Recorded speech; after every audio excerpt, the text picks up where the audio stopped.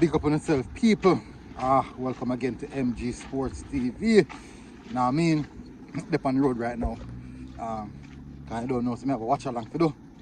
So, get some little stuff started out before kickoff time.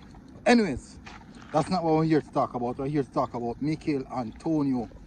As you guys can remember, in the game against Canada, at the National Stadium, at the office, where we got beat up, Michail Antonio came off after the 19th minute, picked up a knock, played on a little bit, then he went down again.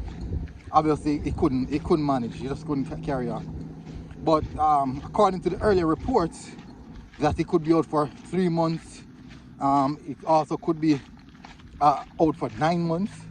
So there was a lot of reports going around where the duration of Michail Antonio is concerned. But I'm happy to report to you guys this time around. Still a bit sad because the injury is still there, but I'm happy because the duration is not as long as one would expect or one would initially thought. After West Ham would have done their, what's almost bite me.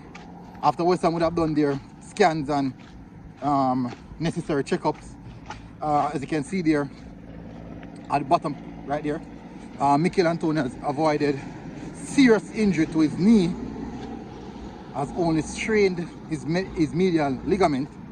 The 33-year-old is expected to miss out only 2 to 3 weeks worth of football games. So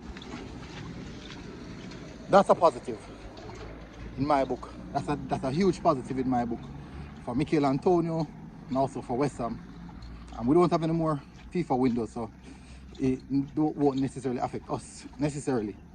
But we want to see him recover as best as possible. If you remember that he's at the age mark right now where slight injuries can rule him out for a long duration.